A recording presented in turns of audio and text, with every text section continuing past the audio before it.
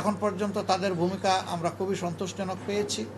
যেখানেই সমস্যা হয়েছে তাদের ইনফর্ম করার সাথে সাথে তারা ফাস্ট মুভ করেছেন সব জায়গায়, এবং তারা চেষ্টা করেছেন সিচুয়েশনকে ট্যাকল দেওয়ার।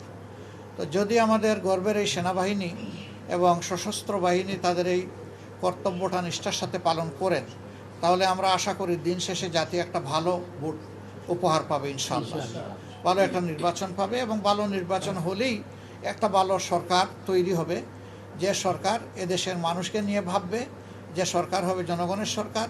আর জাল জালিয়াতির মাধ্যমে যদি কোনো সরকার গঠিত হয়, তাহলে ওই সরকার জনগণের দুঃখ দরদ বুঝবে না এবং জনগণের সাথে তাদের কোনো সেতুবন্ধন থাকবে না। আমরা চাই সরকারটা হোক জনগণের, কোনো দলের নয়, ব্যক্তির নয়, পরিবারের নয়। দল ব্যক্তি পরিবারের গণ্ডি অতিক্রম করে 18 কোটি মানুষের সরকার কায়েম হবে আগামীকাল থেকে, সেইটাই আমরা আশা করি। এই পথে সাংবাদিক বন্ধুগণ, গোটা নির্বাচনী প্রক্রিয়া অত্যন্ত নিবিড়ভাবে আমাদের সাথে আপনারা ছিলেন। আমরা সবসময় আপনাদের মর্যাদা হয়তো রক্ষা করতে পারিনি, চেষ্টা করেছি, কিন্তু সব কিছু পেরেছি এটা আমরা মনে করি না। কিন্তু আমরা আপনারা, এখানে কোনো ডিভিশন নাই, আমরা সবাই 18 কোটি মানুষের অংশ। আমাদের প্রিয় জাতি দেশ ভালো থাকলে আমরা সবাই ভালো থাকবো, আমার পেশা আমার চলবে, আপনার পেশা আপনার চলবে। কিন্তু দেশ যদি ভালো না থাকে, কোনো পেশাই আমরা সম্মানের সাথে কাজ করতে পারবো না, এবং তখন বলতে হবে দেশটি কি আমার। আর যদি ভালো চলে তাইলে গর্ব করে বলতে পারবো এই দেশটিই আমার। এমন একটি দেশই আমরা চেয়েছিলাম।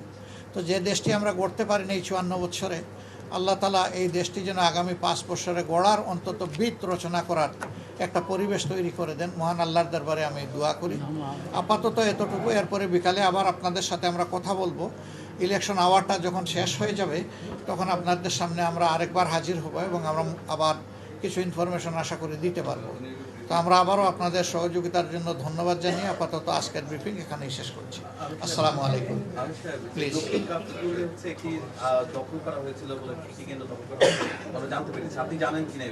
হ্যাঁ, আমরা জানার সাথে সাথেই আমাদের সিনিয়র সহকর্মীকে সেখানে পাঠিয়েছিলাম।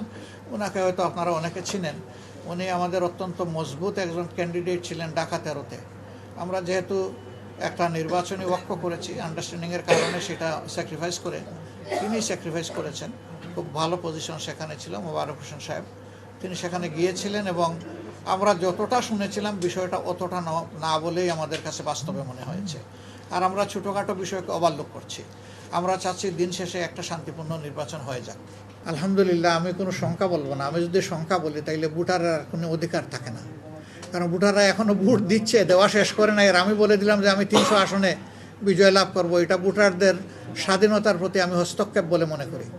আমরা আমাদের প্রিয় জনগণের উপর গভীর আস্থা রাখি, যথেষ্ট আস্থা রাখি। আমরা আশা করি তারা সঠিক সিদ্ধান্তই নেবেন, এবং এই কথাটা আমি এখনই বলতে চাচ্ছি না। আমি চাই যে ভোটিং আওয়ারটা শেষ হোক, তারপরে আমরা ইনশাল্লাহ আপনাদেরকে কিছু বললে বলবো। তবে স্বাভাবিকভাবেই সারা দেশের যে খবর আমরা পাচ্ছি, জনগণ নতুন কোনো ফেসিবাদকে ওয়েলকাম করবে না ইনশাআল্লাহ। সেই ফেসিবাদ যে দিক থেকেই আসুক, এটা ওয়েলকাম হবে না।